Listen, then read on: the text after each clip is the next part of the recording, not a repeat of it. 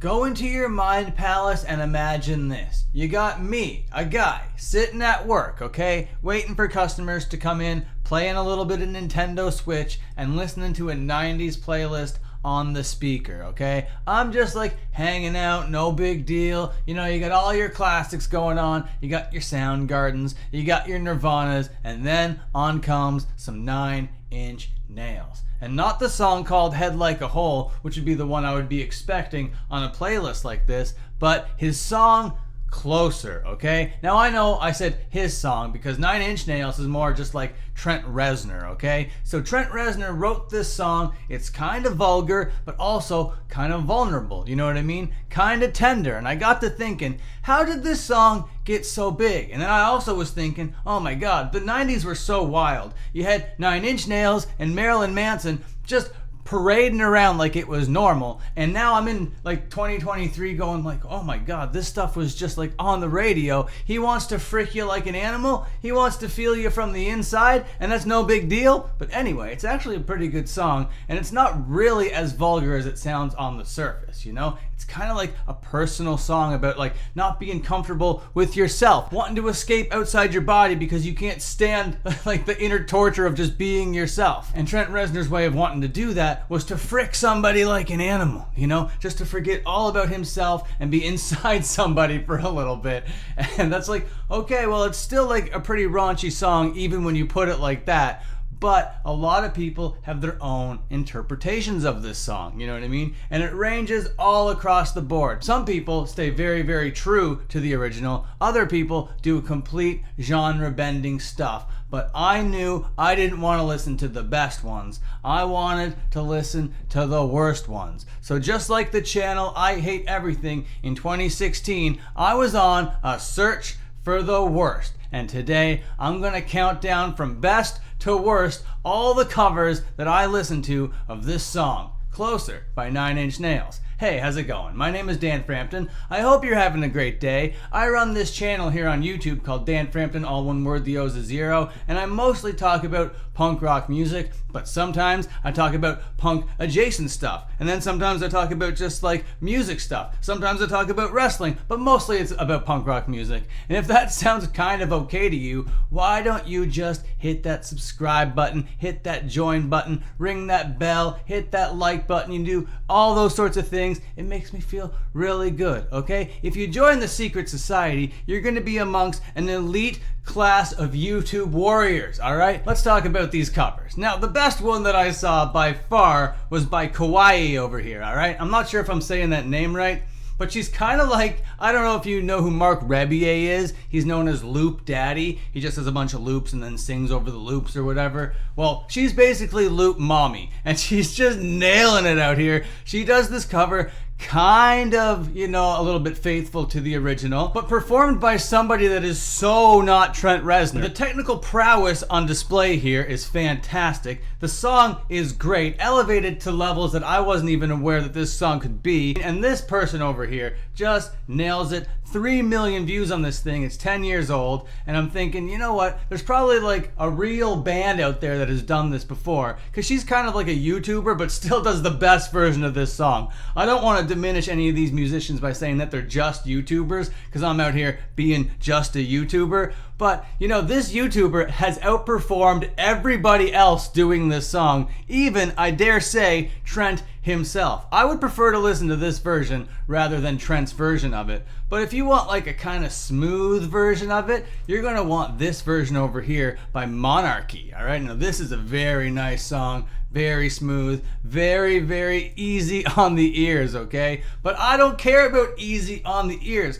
I don't care about smooth listening. I want the worst. This one is enjoyable. I could listen to both of these songs I just talked about from beginning to end and absolutely enjoy myself the whole way through, okay? And I can even say that about this one over here by Hannah Maria. Now this is probably the most interesting cover of this song. This person just like went up to the attic, took a bunch of like child instruments, maybe even a little bit of a cello, and just kind of did this kind of creepy, kind of art school film thing. And it's actually pretty cool and very fun and has a cool sound to it. But the next one on the list, normally when I'm faced with something that looks like this, I think that it's gonna be cheesy, all right? Now Now, if it's going to be Richard Cheese, then it's going to be totally okay with me, you know? But anytime you get this kind of instrumentation, I'm like, oh no, where is this going to go? But this isn't lame. This is actually kind of cute. It's kind of like funky, very, very nerdy, but at the end of the day, a great interpretation of this song. Now, the next one I want to talk about is by MGMT. Also,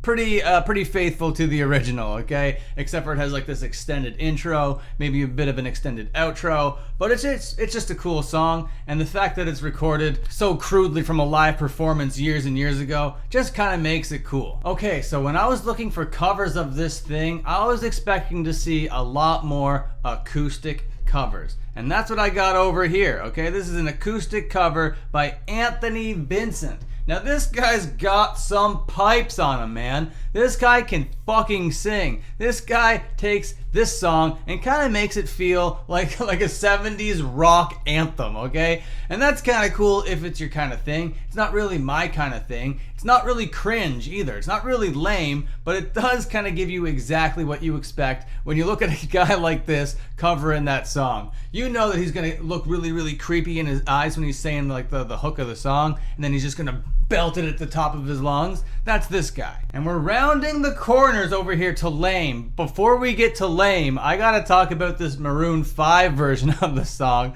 which is actually pretty good, okay? These guys actually kind of like bring this whole new kind of vibe to the song. Some bongos, like a nice little campfire vibe to this song, which you do not expect from this song, you know? And then talking about unexpected, Father John Misty's out here covering it and doing a pretty good job. You know, it's not going to be the one I want to listen to out of all of them. But then the next two, I don't really want to be too critical about. These are kind of just like YouTubers giving it their best go, you know what I mean? You got Alexa Mello over here, and you also got Violet Orlandi, and they're doing like a pretty good job with the song, doing what they want to do with it. It does kind of seem a little bit amateurish and a little bit just for YouTube, and that's totally fine. I don't mean that as an insult. I've done that for years and years and years. It's not really anything shameful. But up against powerhouses like this, I'm sorry, this stuff doesn't even hold a candle. This one over here by Jonah Camacho, I wanted to enjoy so much more. All right, this one has this artistic vision, this kind of like, I don't know, Italian film kind of idea going on here.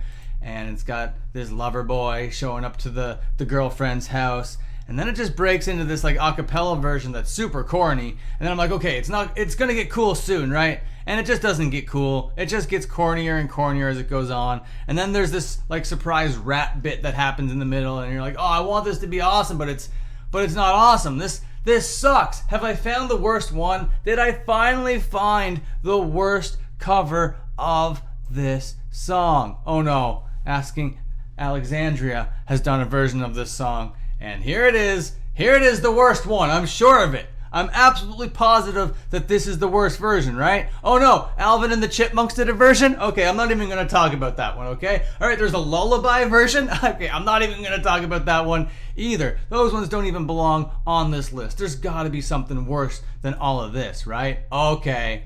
This is what I'm looking for. Something that looks like this is gonna be the worst. This is gonna take all ounces of irony away from it, and they're trying to do like, I don't know, like jazz club type stuff with it. And it's a very, very earnest effort at it, which only makes it more cringe.